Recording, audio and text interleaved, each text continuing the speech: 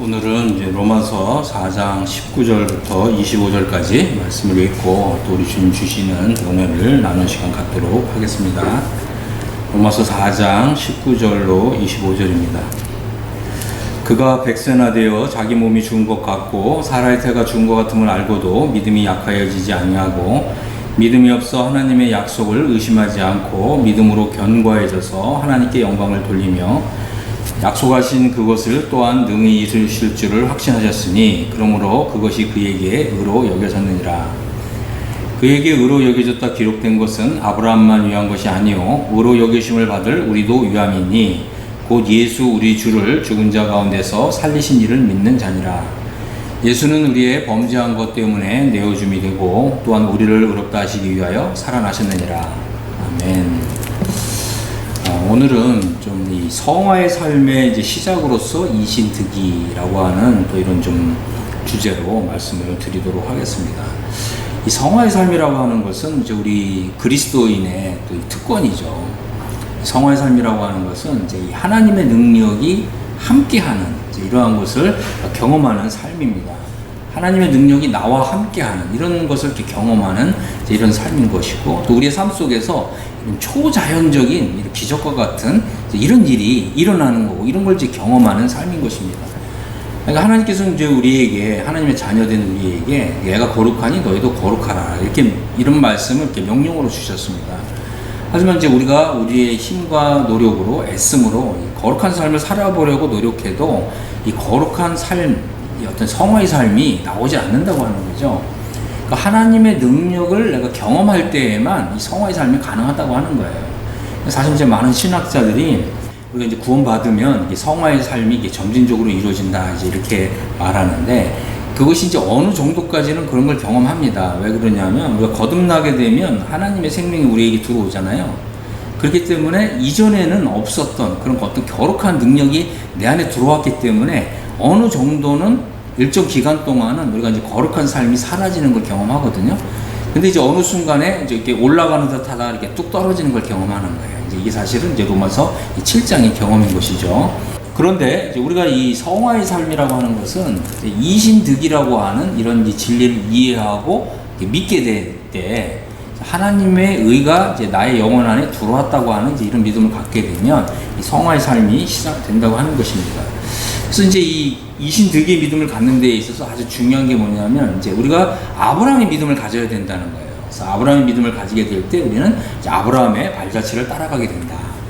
이 아브라함의 믿음은 사실 이 죽은 믿음이 아니라 운동력 있게 역사하는 믿음이었습니다. 많은 사람들이 예수님을 믿고 하나님을 믿는데 이 죽은 믿음에 불과한 이런 믿음을 갖고 이 성화 삶에 실패하는 이런 경우가 많이 있습니다.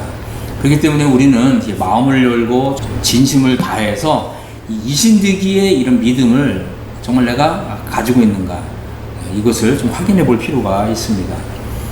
이신득이의 믿음이라고 하는 것은 이제 우리로 하여금 이 아브라함의 믿음을 갖게 하고 또 이 아브라함의 발자취를 따라가게 해준다고 하는 것입니다. 자, 이제 4장 19절을 보니까 그가 백세나 되어 자기 몸에 죽은 것 같음과 또 사라의 태가 죽은 것 같음을 알고도 믿음이 약해지지 않았다, 이렇게 말씀하고 있습니다. 이것은 이제 자신의 한계를 알고, 그죠? 또 자신의 한계를 알지만 자신의 이 한계에 얽매이지 않는 이런 믿음을 가지고 사는 거예요.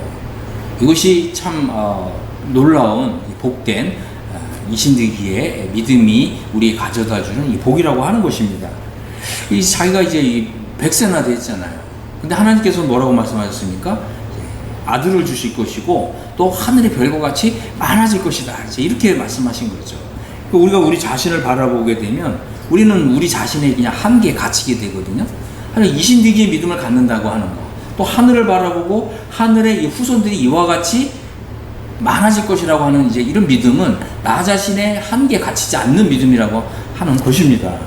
우리가 우리 자신의 이제 한계를 알지만, 그러나 하나님은 우리의 한계에 갇혀 있는 분이 아니잖아요. 하나님은 우리의 한계보다 더 크시고 더 위대하신 분이시거든요. 그렇기 때문에 우리는 우리 자신의 이제 한계를 초월하는 이제 이런 이 믿음의 삶을 살 수가 있다고 하는 것이죠.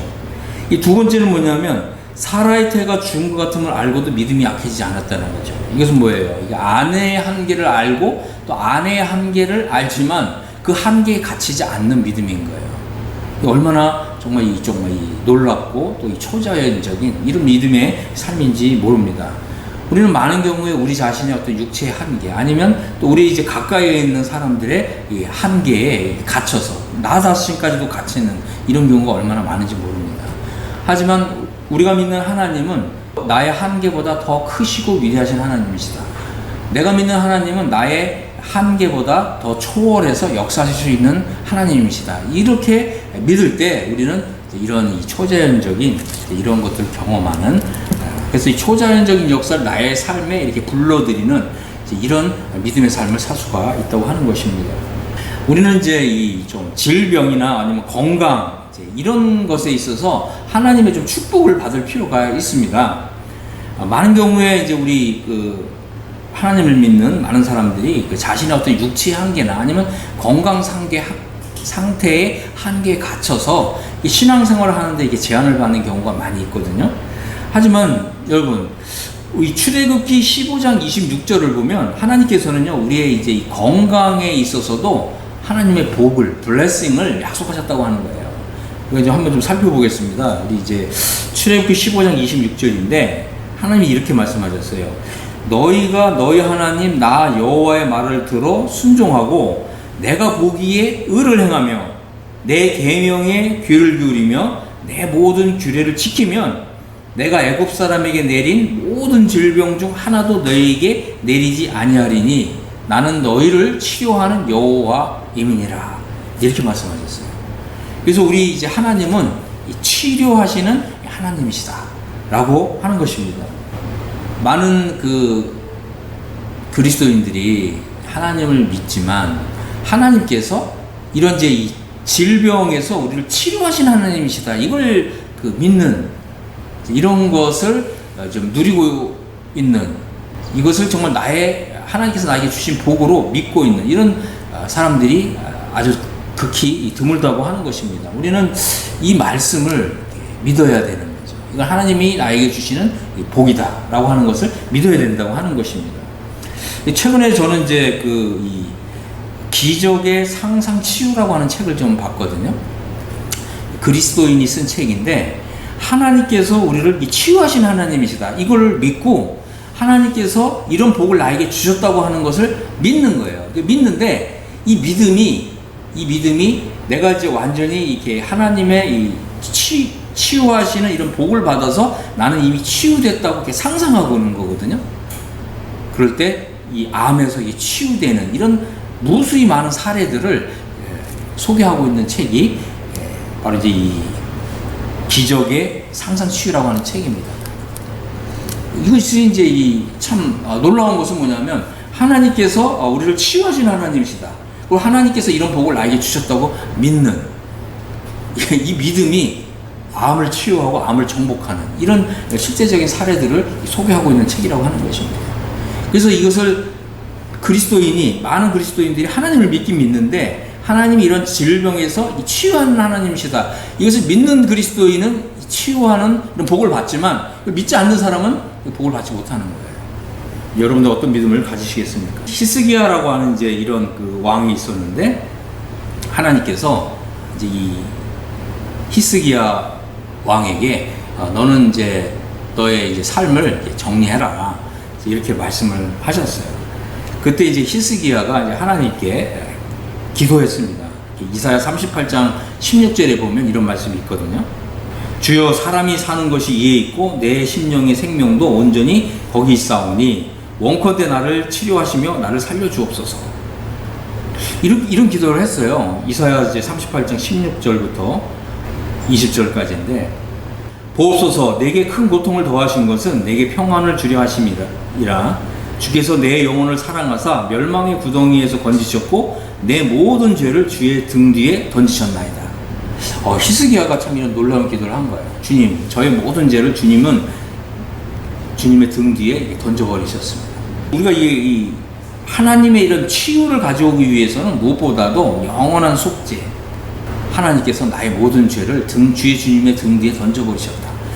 동이 서에서 먼 것 같이 나의 죄가를 멀리 옮기셨다.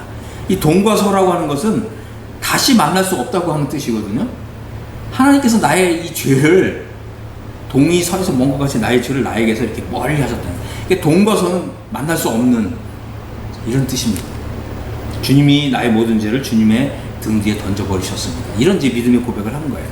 그래서 우리가 이제 이 치유를 받기 위해서는 나의 모든 죄가 영원히 속죄됐다고 하는 이제 이런 믿음이 절대적으로 필요하다고 하는 것입니다. 수월히 주께 감사하지 못하며 사망의 주를 찬양하지 못하며 구덩이에 들어간 자가 주의 신실을 바라지 못하되 오직 산자, 그 산자는 오늘 내가 하는 것 같이 주께 감사하며 주의 신실을 아버지가 그의 자녀에게 알게 하리이다. 여호와께서 나를 구원하시리니 내가 종신토록 여호와의 전에서 수금으로 나의 노래를 노래하리로다. 이렇게 기도했습니다. 그래서 이 주님께 감사하는, 하나님께 감사하는 이런 기도를 했습니다. 하나님께서 이 기도를 굉장히 기뻐 받으셨어요. 그리고 이제 히스기야를 이 병에서 치유하셨다고 하는 것입니다. 그렇습니다. 이제 우리의 이제 이런 어떤 육체의 한계, 어떤 질병 문제마저도 우리가 하나님을 섬기는 일에 결코 방해거리가 되어서는 안 된다라고 하는 것입니다. 비록 내 오늘 죽을지라도 하나님, 내가 오늘 하나님의 전에 나아가서 우리가 하나님을 경배하겠습니다. 이런 믿음으로 하나님께 예배하러 나오게 될 때 이런 이제 기적이 일어나는 것이고 이런 초자연적인 역사가 일어난다고 하는 것입니다. 결코 우리의 이 믿음, 우리의 신앙, 하나님을 예배하고자 하는 이러한 이 믿음이 우리의 육체 한계 때문에 결코 제한을 받아서는 안 된다. 그리고 오히려 기적을 바라고 하나님께 나오라고 하는 것입니다.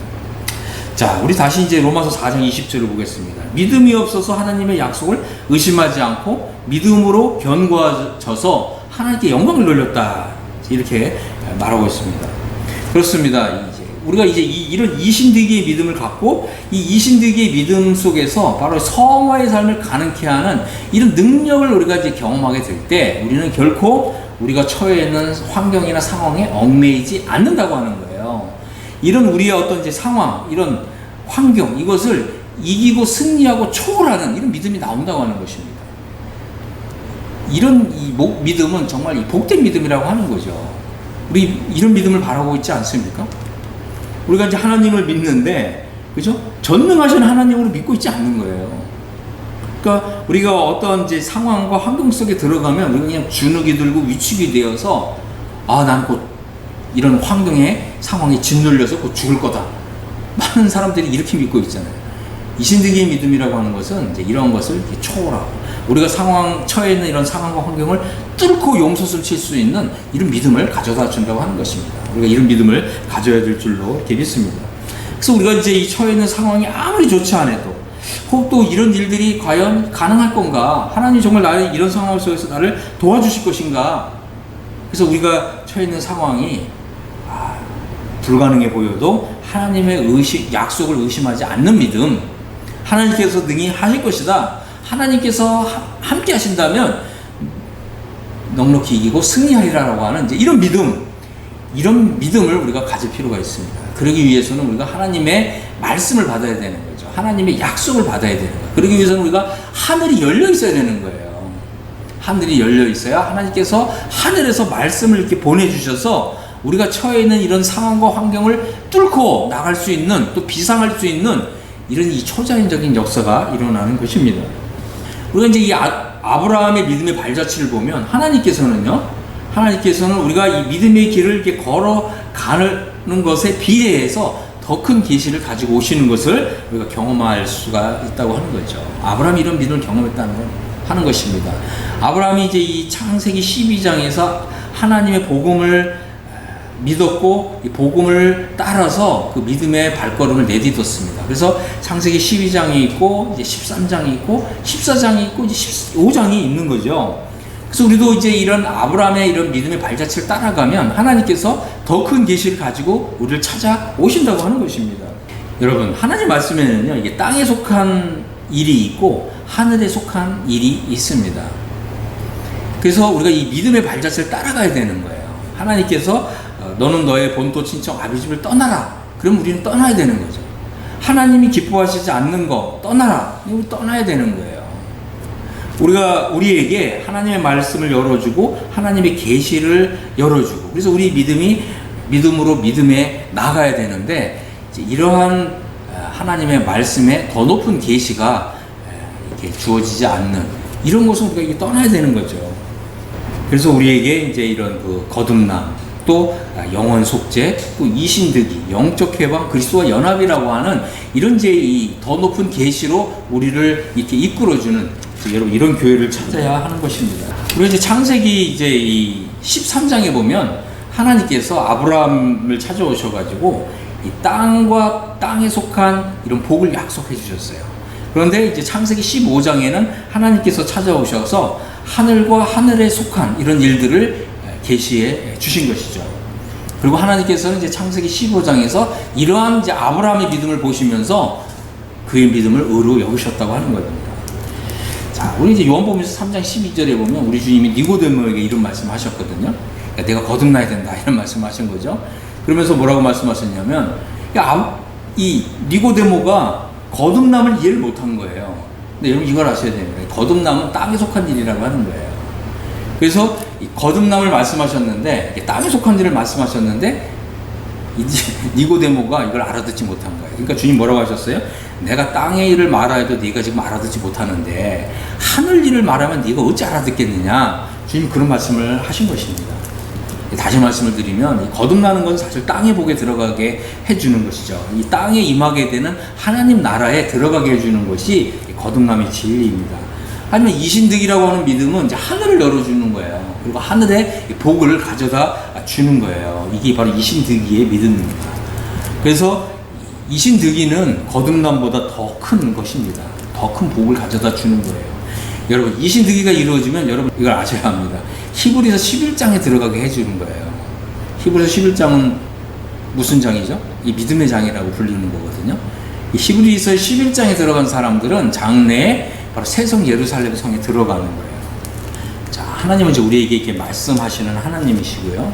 우리의 이 상태에 비례해서, 우리의 영적인 수준에 비례해서 말씀하시는 거예요.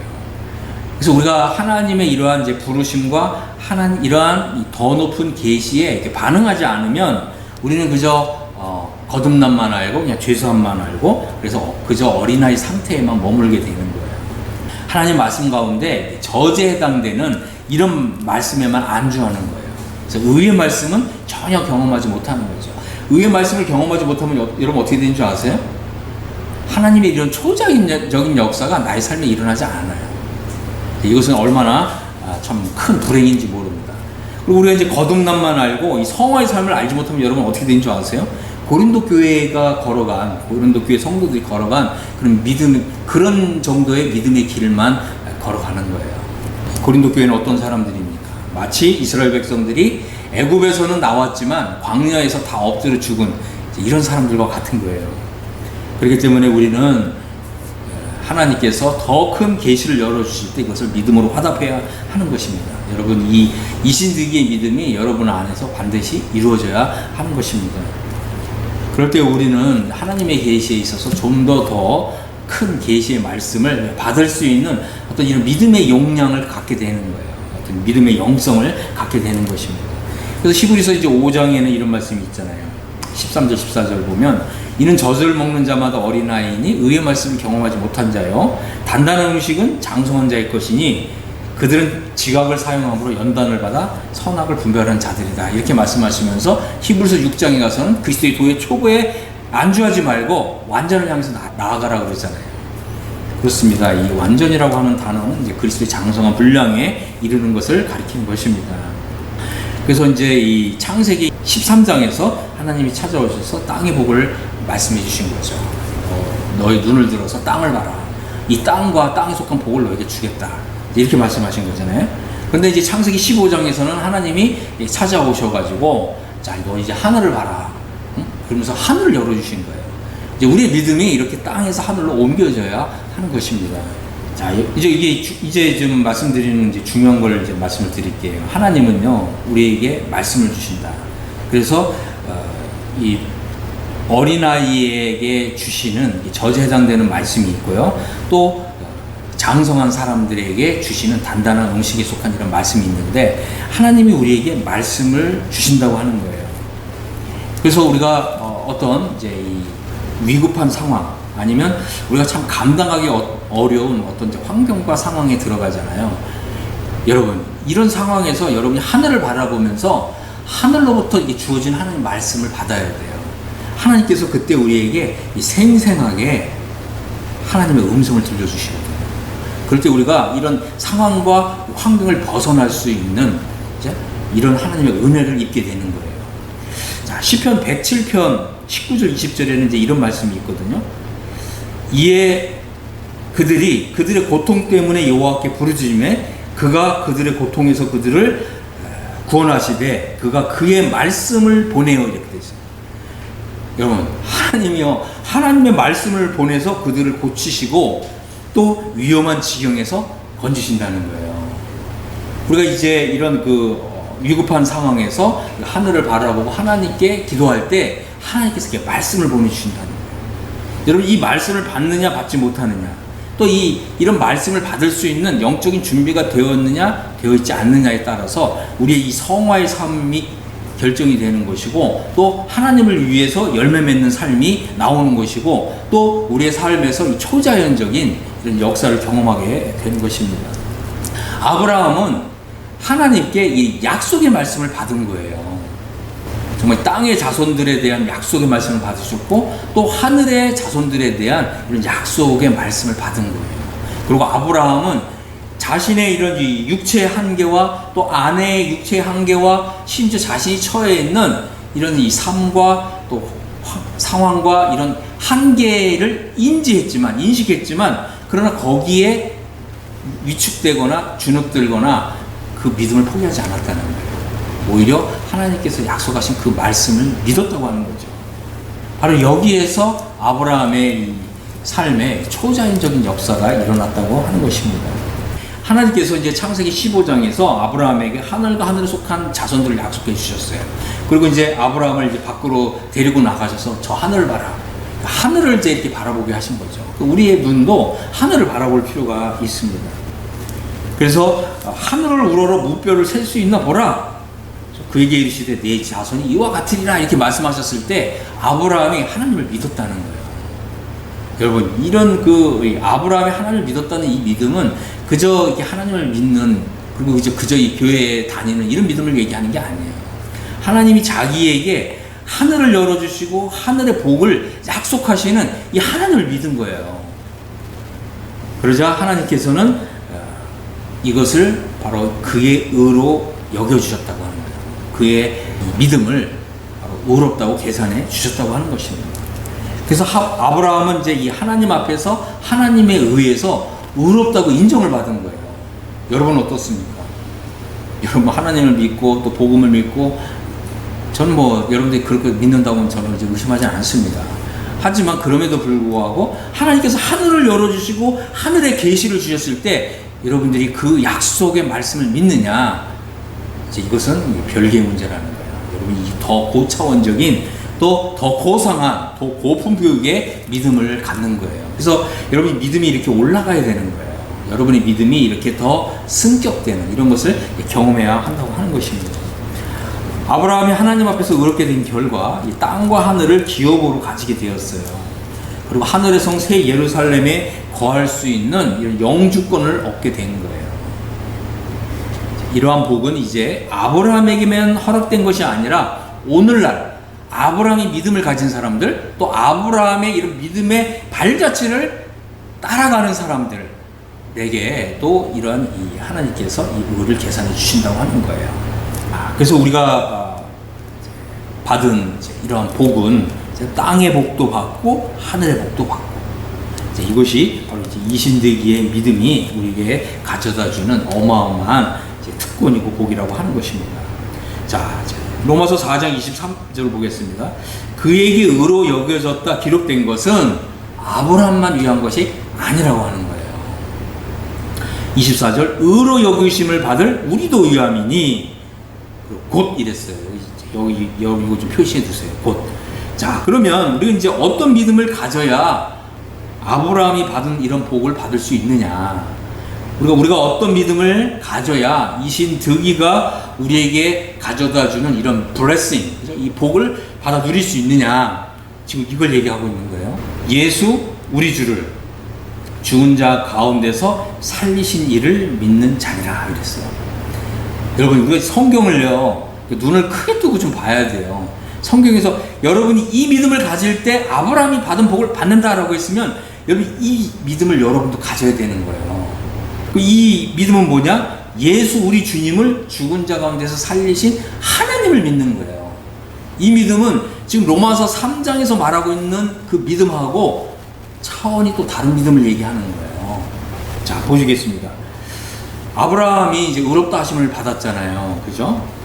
그래서 아브라함의 믿음이 이제 의로 계산된 거죠. 우리도 마찬가지로 하나님을 믿는 이 믿음을 가질 때 하나님이 이 믿음을 보시고 의로 계산해 주시는 거죠. 그래서 이 믿음은 아브라함만을 위한 것이 아니다.